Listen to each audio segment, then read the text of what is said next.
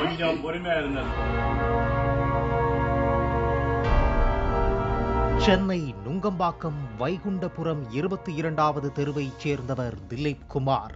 Gym பயிற்சியாளரான இவர் delta Dilip என்ற பெயரில் இன்ஸ்டாகிராமில் பிரபலமாக வலம் வந்துள்ளார்.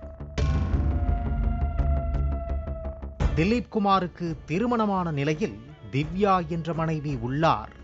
கடந்த சில வருடங்களுக்கு முன்பாக திலீப் குமார் வேலை செய்து வரும் அண்ணா நகரில் உள்ள ஜிம்மில் சுந்தரவள்ளி என்ற பெண் சேர்ந்ததாக கூறப்படுகிறது. பெண் காவலராக இருந்த சுந்தரவள்ளி 2016ஆம் ஆண்டில் வேலையை விட்டதாக சொல்லப்படுகிறது.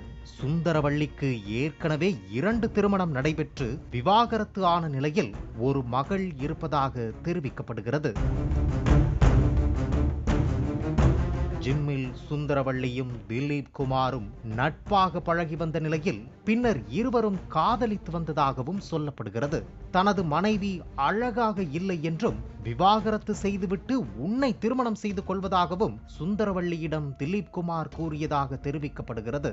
இதனைத் தொடர்ந்து 2022ஆம் ஆண்டில் திருமங்கலத்தில் உள்ள கோவிலில் வைத்து சுந்தரவள்ளியை நண்பர்கள் முன்னிலையில் திலீப் குமார் திருமணம் செய்ததாகவும் கூறப்படுகிறது.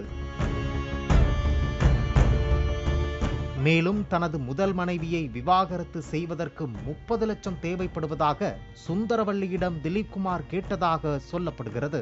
திலீப் குமாரிடம் முதல் தவணையாக 5 லட்சம் ரூபாயும் பின்னர் 10 லட்சம் ரூபாயும் சுந்தரவள்ளி கொடுத்ததாக கூறப்படுகிறது.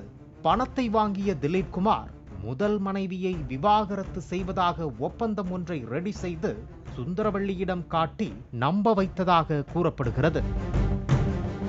ஆனாலும் முதல் மனைவியோடு குடும்பம் நடத்தி வந்ததாகவும் சுந்தரவள்ளி குடும்பம் நடத்த அழைத்ததற்கு தாமதம் தாழ்த்தி வந்ததாக சொல்லப்படுகிறது. மேலும் திலீப் குமார் சுந்தரவள்ளியிடம் தொடர்ந்து பணம் கேட்டு தொந்தரவு செய்ததாகவும் கூறப்படுகிறது. 2 வருடங்களாகியும் திலீப் குமார் விவாகரத்து வாங்காத நிலையில் சுந்தரவள்ளி தொடர்பை துண்டித்ததாகவும் கொடுத்த பணத்தை திருப்பி கேட்டதற்கு திலீப் குமார் கொலை மிரட்டல் விடுத்ததாகவும் சொல்லப்படுகிறது. கடந்த மாதம் 11ஆம் தேதி இரவு திலீப் குமார் வீட்டிற்கு சென்ற சுந்தரவள்ளி அவரது தாயிடம், உங்கள் மகனால் வாழ்க்கையில் ஏமாந்து விட்டேன், என் வாழ்க்கை அழிந்து விட்டது என்று கூறி அவரை தாக்கியதாக கூறப்படுகிறது. தடுக்க வந்த காவலர்களையும் சுந்தரவள்ளி தாக்க முயன்றதால் சுந்தரவள்ளியை போலீசார் கைது செய்து சிறையில் அடைத்தனர்.